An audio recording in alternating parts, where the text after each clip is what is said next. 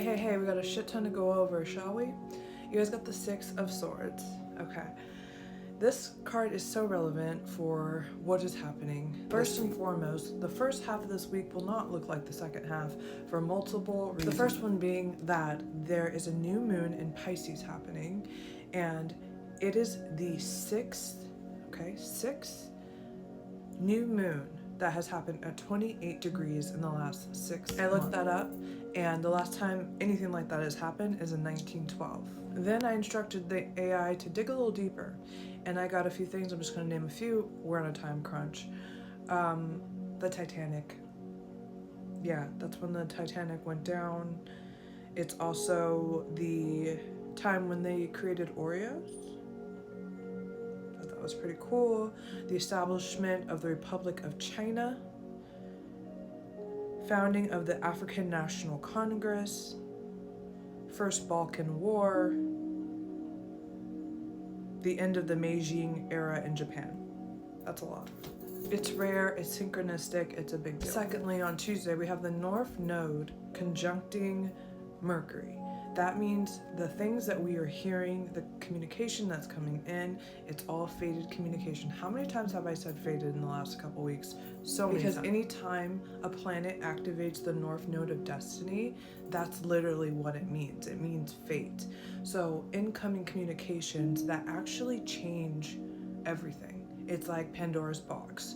Things you can't unhear, things you can't unknow, and because you now know this information, things will not be the same moving forward. They cannot be. Then we have the spring equinox, which in astrology world is the new year, the actual new year, because Aries is the first sign of the zodiac, and as soon as the sun moves into Aries, to astrologers, that's the real first. Mars will also go visible after being invisible since like November. So Mars has been up to things behind the scene, just too blinded by the sun for us to see him.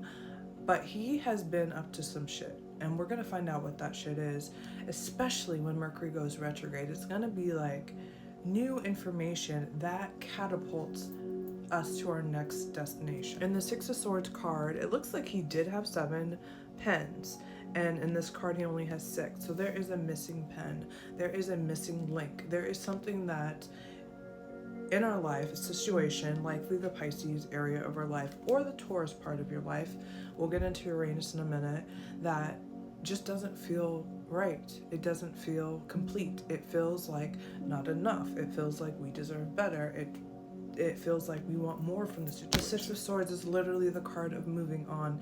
And the Rider-Waite deck, the OG deck, it's a card depicted by a man and a woman sailing away. It's like they're sailing away from the old life into their new life. Yeah, by boat. Isn't that something, Titanic? And this never-ending labyrinth that we've been in for forever is coming to an end. Today we've got the moon in Aquarius squaring Uranus and Taurus, and I'm going to talk about Uranus just for a little bit, and I've talked about him in the past, but I feel like the energy is heightened right now. So just like last week, you could have woke up in a jolt or woken up to information that is going to change the course of your day. It may not be the information that's going to change the course of your life. That should be happening around Tuesday, but it should be something that's like, oh, okay, I have to deal with this now. I want to talk about Uranus briefly because it seems like the energy is amping up, because Uranus spends 7 years in any given sign, and you can just tell what area Uranus is in because you're feeling unfulfilled, you're feeling like something's missing, you're feeling like this is just not able to be stable. It's like the area in your life that things just keep changing and it's unavoidable. It's like you are searching for something in that area that you're not getting. Uranus is making sure that you're uncomfortable. So it's so that you change when it's time to change. And time's up, it's time to change. Uranus is right now, it's direct. I think it's at 27 degrees Taurus, or it might be 28, I don't know, one of the two, but it is coming to the end of its stay and wherever it is in your chart. And that means if the job's not done, Uranus is gonna like kind of kick the door down to finish the job. So going forward, whoever is following me, comments in my videos, either their rising sign or their placements, I really want to know right now, where Taurus is, where Pisces is, and where Aries is. Aries is where something is beginning, something is blooming. Pisces is when something is ending, something is dying, fucking finally. And Taurus is where something has been chaotic for the last 7 years, and you're probably sick and tired of the ride that it's taken you on. I want to know in the comments where these placements are. I will give mini readings to people who are engaging with my content. I post 3 times a week, so engage with my content, liking, sharing, and you need to be following me. I'll pick a few people a week, and I will announce your names on Monday. It's a new thing. There's 3 things that you can do to make this transition as easy as possible.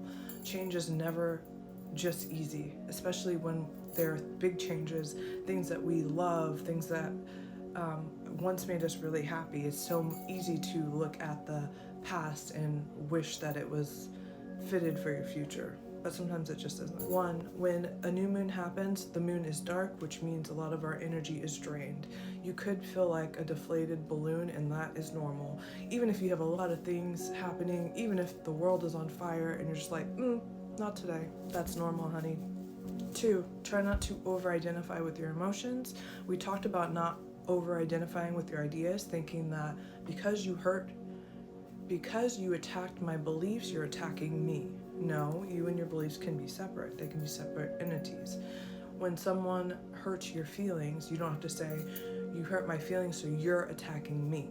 A lot of people over-identify with their emotions and make painful situations even more painful by over-identifying. My emotions are me. No, you have emotions, okay? And they are separate from you, okay? So try to keep that in mind. If somebody hurt your feelings, they hurt your feelings, but it's not an attack at who you are as a person. Do you know what I mean? 3, Pisces likes to escape.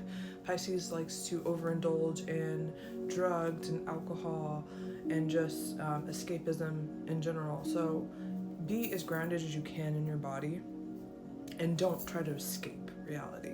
Take naps, but don't escape reality in the sense of like substances and stuff like that. Don't and to be perfectly honest with you, I do not care who you believe in, what God you serve, as long as you practice the golden rule, which is do no harm and treat others how you want to be treated. That's it. Other than that, really hone in your spirituality this week. Pisces encourages this, and you're gonna need it, fam. You're gonna need it for how much the world is changing and how quickly. You're gonna have to have a solid foundation, and no tarot card reader, no astrologer is gonna be able to like hold your hand through it. It's really gonna have to come from within, a sturdy foundation. Okay, so I pray that you guys go inward, that you really tune into your spiritual guidance, because this missing pen, this missing piece is only going to be shown to you through divine means, okay? You have to be still and you have to be listening for it, or you're going to miss it. And not you, not us, okay? I love you guys so much, and I'll see you on Wednesday. Oh, comment, don't forget.